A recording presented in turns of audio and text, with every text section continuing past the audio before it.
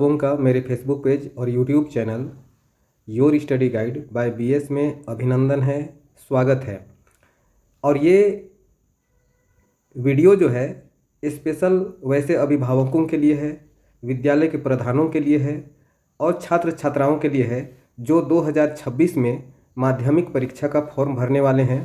कल का वीडियो में हम लोग देखे थे कि कब तक फॉर्म भरने का समय है और आज देखने वाले हैं कि ये जो फॉर्म है वो किस प्रकार से भरेंगे। क्योंकि फॉर्म भी आ चुका है तो उस फॉर्म को एक एक करके देखेंगे ताकि ये वीडियो देखने के बाद फॉर्म भरने का जो भी डाउट है वो सारा क्लियर हो जाएगा। तो सबसे पहले यहाँ ऊपर में क्या दिया हुआ है, code and name of institution, यानी कि इसमें विद्यालय का जो कोड है वो रहेगा और उस विद्यालय का नाम रहेगा, यहाँ वो भराएगा। एक नंबर में सबसे ऊपर में ये भरना है। उसके बाद यहाँ नंबर 1 दिया हुआ है नेम ऑफ द स्टूडेंट, यहाँ पर क्या है, स्टूडेंट का अपना नाम भरना है और वो बिल्कुल ब्लॉक लेटर में भरना है। और यहाँ ऊपर एक बार देख लेते हैं, छूट रहा था, यहाँ black ball point pen use करना है, काला पेन यूज करना ज़्यादा अच्छा रहेगा।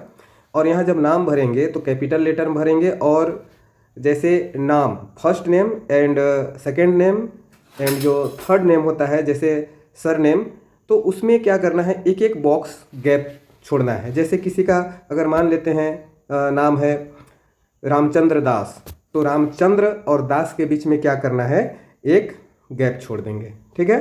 अब दूसरा नंबर में क्या है, फादर्स नेम लिखना है। तो जैसा कैपिटल लेटर में ऊपर लिखना था उसी तरह से क्या करना है, फादर्स नेम मदर्स नेम ये दोनों को क्या करना है, कैपिटल लेटर में ही लिखना है।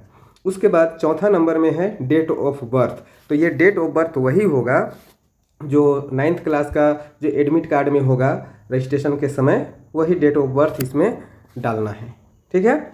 अब आगे क्या है, ये दिव्यांग है, तो दिव्यांग में जो दिव्यांग होंगे उनको इसमें टिक लगाना है कि उसमें क्या है, उनका परसेंटेज कितना है, ये उनके लिए है। फिर है कास्ट, यहाँ देखना है क्या, जनरल है, एससी है, एसटी है, BC1 है, BC2 है, EWS है।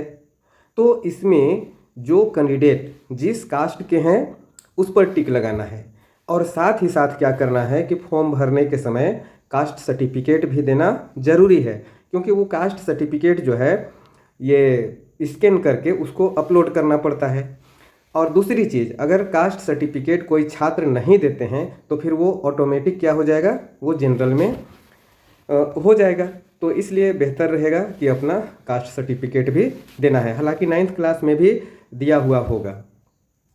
अब यहाँ पर एक बात आता है कि बहुत से स्टूडेंट ऐसे हैं जिनका ब्लॉक से नहीं बना होगा। तो यहाँ ब्लॉक से अगर मान लेते हैं नहीं बना है ब्लॉक से या अंचल से, तो एक जाति प्रमाण पत्र के रूप में जो पंचायत का मुखिया होता है वो मुखिया भी अगर एक अपना पैड में या फॉर्मेट बना करके सर्टिफाई करके दे देता है तो वो भी मान्य हो सकता है।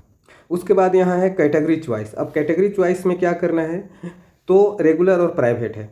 तो यहाँ पर जो रेगुलर कैंडिडेट हैं वो रेगुलर में भरेंगे और जो प्राइवेट है वो प्राइवेट में। अब ये प्राइवेट का मतलब क्या होता है कि जैसे बहुत सारा प्राइवेट स्कूल होता है, वो किसी अन्य सरकारी विद्यालय से जब फॉर्म फिलअप करते हैं तो उनको प्राइवेट में रखा जाता है, तो ये हो जाएगा। उसके बाद फिर यहाँ रिलीजन भरना है। यहाँ पर जो भी जिस धर्म में आते हैं, यहाँ हिंदुज़म है, इस्लाम है ना, इस तरह से क्या है कि जो जिस धर्म में आते हैं वहाँ टिक लगा देना है। यहाँ रजिस्ट्रेशन का सेशन जो पंजीयन हुआ था 9th क्लास में 24-26, ये ऑटोमेटिक यहाँ दिया हुआ है। अब यहाँ पर क्या करना है, रजिस्ट्रेशन नंबर डालना है। अब ये पंजीयन नंबर कहाँ होगा, तो पंजीयन नंबर जो है 9th क्लास में जब एग्ज़ाम दिए होंगे उसका एडमिट कार्ड में होगा। और दूसरा चीज़, ये जो मार्कशीट आया है जैक बोर्ड से इस बार 9th क्लास के लिए, तो वहाँ भी मिल जाएगा। तो इस तरह से रजिस्ट्रेशन नंबर भी भर सकते हैं। और नहीं तो फिर क्या है, वो विद्यालय में भी ये ऑटोमेटिक प्राप्त किया जा सकता है।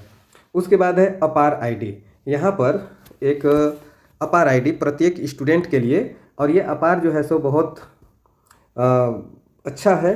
तो ये अपार आईडी जो है, ठीक है, ये भरना है अपार आईडी। अब ये अपार आईडी चूँकि मुझे लगता है कि बहुत सारे बच्चों का नहीं भी बना होगा, तो ये अपार आईडी पिछले बार भी कंपलसरी नहीं था। अब इस बार देखना है कि जब इसका पोर्टल खुलेगा उस समय फॉर्म फिलअप करने में उसका क्या रिक्वायरमेंट होता है उसे हम लोग देखेंगे बाद में। उसके बाद है पेन नंबर।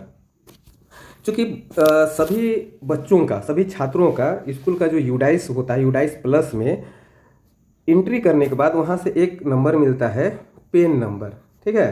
तो ये पेन नंबर जो है वो जैसा पहले भी सूचना दिया हुआ था कि इस बार पेन नंबर है ना, फॉर्म भरने में और 9th क्लास का रजिस्ट्रेशन करने में कंपलसरी है, कंपलसरी रहेगा।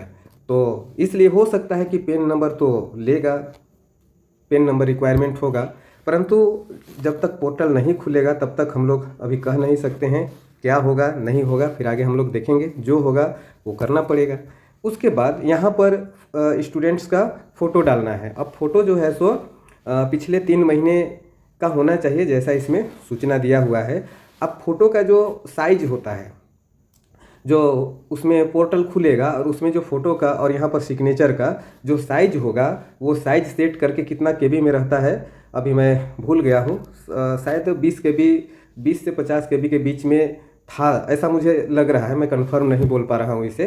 तो इसको जो है वो स्कैन करके यहाँ अपलोड करना पड़ेगा। अब यहाँ ध्यान ये भी रखना है कि जो स्टूडेंट हैं उनका जो हस्ताक्षर है यहाँ जो बॉक्स में होगा, ठीक है, ये ऊपर नीचे दायां बायां नहीं सटना चाहिए, बॉक्स के अंदर ही होना चाहिए। अगर नाम अधिक लंबा है तो 2 लाइन में कर देने से भी कोई दिक्कत नहीं है।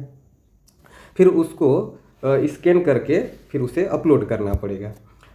उसके बाद यहाँ पर है सिग्नेचर ऑफ फादर और मदर। यहाँ पर जो फादर या तो फिर मदर का भी सिग्नेचर होगा। और इस तरह से ये फॉर्म का हम लोग देखें कि फर्स्ट पेज जो है किस तरह से भरना है। और एक चीज़ है कि यहाँ ब्लैक, मैं फिर से कह रहा हूँ कि यहाँ ब्लैक बॉल पॉइंट पेन ही यूज करें, ज़्यादा अच्छा रहेगा। और जेल पेन यूज ना करें, जेल पेन से यूज करना ठीक नहीं है। कोई दिक्कत हो फॉर्म भरने में तो वो अपने विद्यालय के जो प्रिंसिपल हैं या जो इससे जानकार टीचर हैं उनसे संपर्क करके फॉर्म अच्छी तरह से भर सकते हैं। उसके बाद फिर आप लोगों का फॉर्म जो है सो फिलअप हो जाएगा। तो चलिए आप लोग इस वीडियो को देखें। आप लोगों को इसके लिए मेरी ओर से बहुत बहुत धन्यवाद है। जोहार है।